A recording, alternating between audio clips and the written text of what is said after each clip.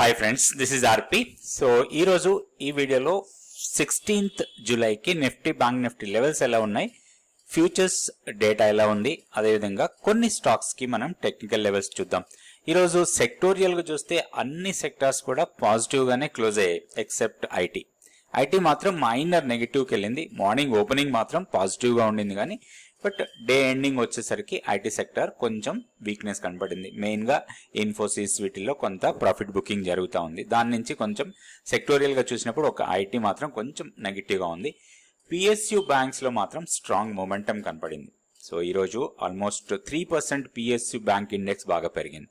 So మనం ఈరోజు కొన్ని స్టాక్స్ పిఎస్యు బ్యాంక్స్ కూడా చూద్దాం టెక్నికల్గా లెవెల్స్ ఉన్నాయో.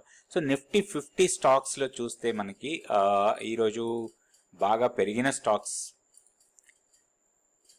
టాప్లో ఉంది ఓఎన్జీసీ, దాని తర్వాత SBI Life, Shriram Finance, Bajaj Auto, SBI, NTPC వీటన్నిటిలో కూడా పాజిటివ్గా ఉంటే నెగిటివ్గా క్లోజ్ అయిన స్టాక్స్లో మనం ఇందాక అనుకున్నట్టుగానే ఐటీలో ఎల్టీఐఎం, తర్వాత ఇన్ఫోసిస్, టీసీఎస్, టెక్ మహేంద్ర ఇవన్నీ కూడా కొంచెం నెగిటివ్గా క్లోజ్ అయ్యాయి.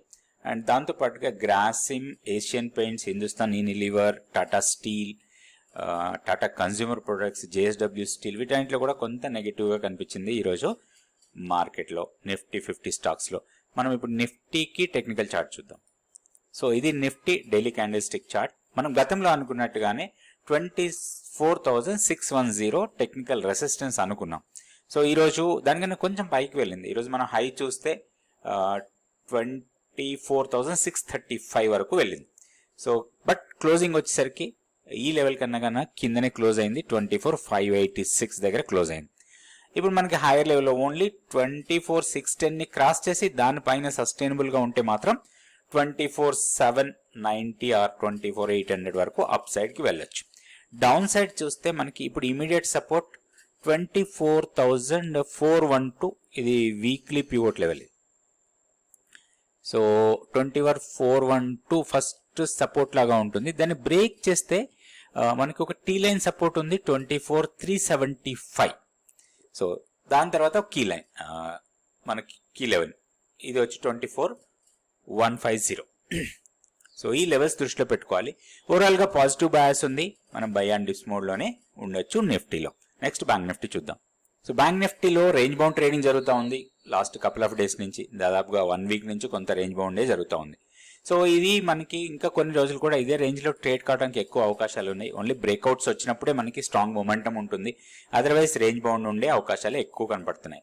అయితే ఇప్పుడున్న లెవెల్స్ ప్రకారం చూస్తే మనకి 52,880 ఇమీడియట్ రెసిస్టెన్స్ లాగా ఉంటుంది.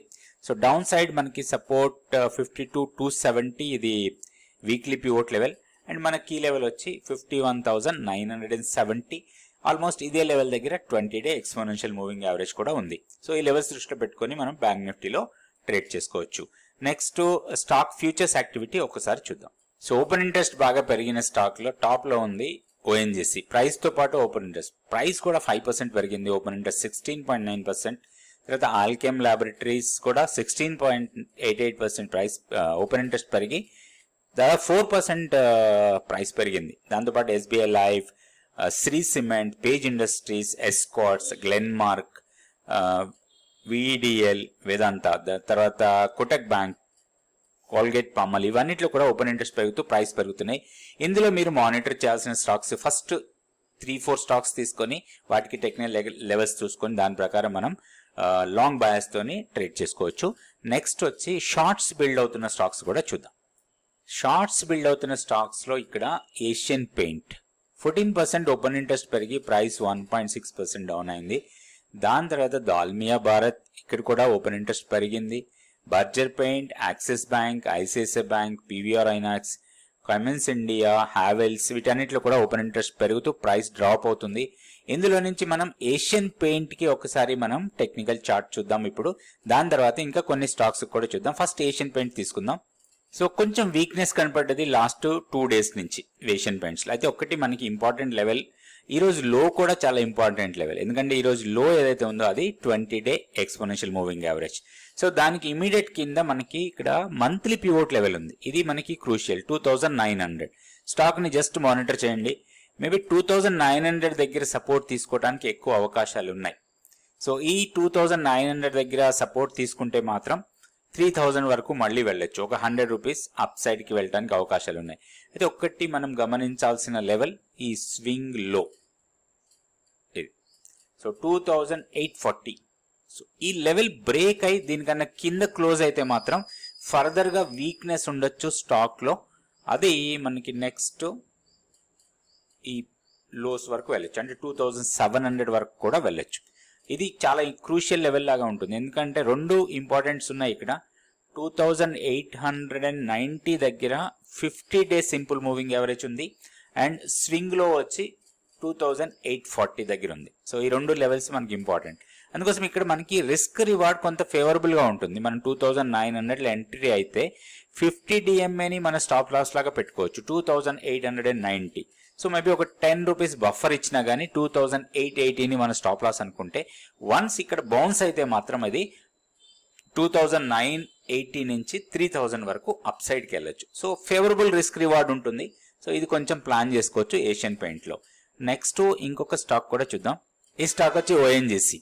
ఓఎన్జీసీలో ఒక స్ట్రాంగ్ మూమెంటం చూస్తాం చాలా రోజుల నుంచి. మనం గతంలో ఈ స్టాక్ గురించి డిస్కస్ చేసాం. ఈ బ్రేక్అవుట్ లెవెల్ దగ్గర 292.93 బ్రేక్అవుట్ ఇచ్చినప్పుడు ఇది స్ట్రాంగ్ మూమెంటం ఉంటుంది అనుకున్న స్టాక్ ఇది. ఈ రోజు 322 దగ్గర క్లోజ్ అయింది. సో ఒకటి మనం ఫ్యూచర్స్ ఇందాక చూసిన ఫ్యూచర్స్ డేటాలో ఓపెన్ ఇంట్రెస్ట్ బాగా పెరిగింది, ప్రైస్ కూడా పెరిగింది. సో ఇంకొకటి ఇక్కడ మనకి ఒక డోజీ క్యాండిల్ ని బ్రేక్ చేసింది ఈ రోజు. లాస్ట్ ఫ్రైడే జరిగిన ట్రేడింగ్ లో డోజీ ఫామ్ అయింది. సో ఆ డోజీని స్ట్రాంగ్ బ్రేక్అవుట్, మొమెంటం స్ట్రాంగ్ ఉంది. దీంట్లో ఒక పుల్ బ్యాక్ ఎంట్రీ కోసం ప్లాన్ చేయొచ్చు. సో రేపు ఎల్లుండి కొంచెం మానిటర్ చేసి ఒక పివోట్ లెవెల్ దగ్గర, డైలీ పివోట్ లెవెల్ ఎక్కడైతే ఉంటుందో ఆ పివోట్ లెవెల్ దగ్గర దీంట్లో ఎంట్రీ తీసుకోవచ్చు. అంటే ఈ రోజు జరిగిన ట్రేడింగ్ కి యావరేజ్ ప్రైస్ అనుకోవచ్చు మనం. సో ఆ లెవెల్ దగ్గర మనం ఎంట్రీ అయిపోయి 310 కన్నా కింద మన స్టాప్ లాస్ పెట్టుకొని దీంట్లో హైయర్ లెవెల్ కోసం ప్లాన్ చేయొచ్చు.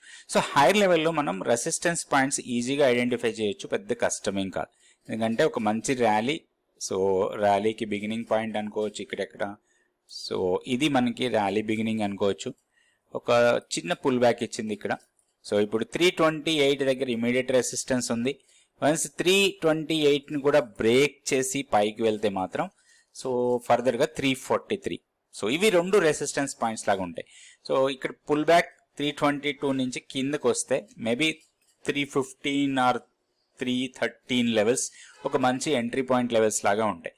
సో ఇట్లా మనం లెవెల్స్ వేసుకొని ప్రాపర్ గా ట్రేడ్ చేస్తే మాత్రం మనకి స్టాక్ మార్కెట్ లో మనీ రావడానికి ఎక్కువ అవకాశాలు ఉంటాయి.